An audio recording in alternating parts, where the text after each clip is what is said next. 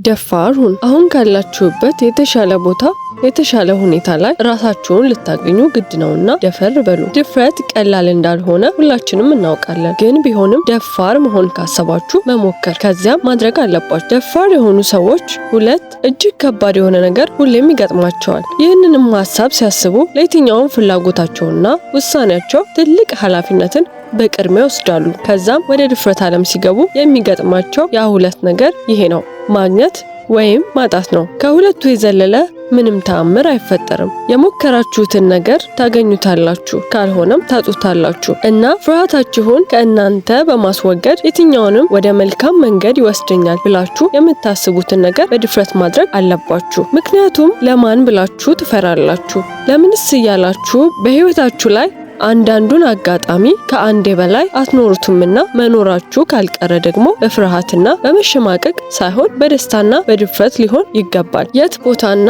ምን አይነት ሁኔታ ላይ ደፋር ልሆን ካላችሁ በየትኛውም ሁኔታ ደፋር ልትሆኑ ይገባል። ድፍረት ሲባል ደግሞ አይን አውጣ መሆን፣ ሰዎችን በንግግርና በድርጊት ማሸማቀቅ፣ የሰው የሆነን ነገር ያለዛ ሰው ፈቃድ መውሰድ እና መቀማት የመሳሰሉትን ማለት አይደለም። ይህ ተገቢ ያልሆነ ድፍረት ወይም ፈጣጣነት ነው ሊሆን የሚችለው። እኔ የምነግራችሁ ድፍረት አይነት ይህ ነው። አንዳንድ ሰው ለምሳሌ ሐሳቡን ለመግለጽ ፍላጎቱን ለመናገር ደፋር አይደለም።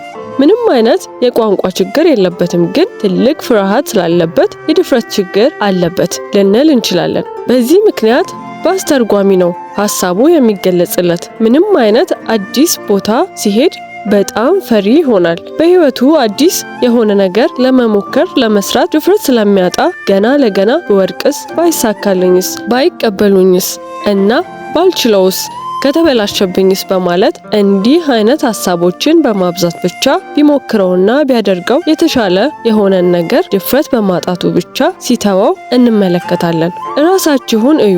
ምን ትፈልጋላችሁ?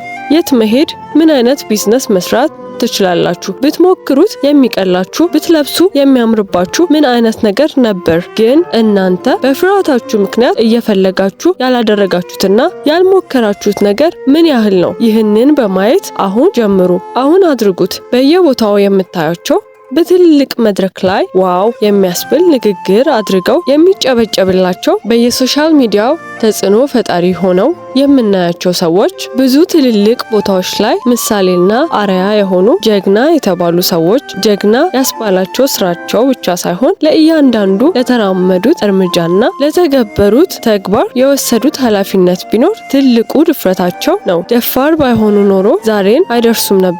እናንተም ለበጎ ነገርና ደስተኛ ለሚያደርጋችሁ እንቅስቃሴ ሁሉ ደፋር ሁኑ። ያኔ የስኬት ማማ ላይ ራሳችሁን ታገኛላችሁ። ደፋር ከሆናችሁ በራሳችሁ መወሰንና ማድረግ ትችላላችሁ። አትፍሩ። የሞከራችሁት ሁሉ ነገር ይሆናል አሊያም አይሆንም። ስለዚህ ካልሞከራችሁ እንዴት ታውቁታላችሁ? ካለማድረግና በምኞት ብቻ ከመቅረት ሞክሮ ማጣት ይሻላል። ስለዚህ ደፋሮች ሁኑ።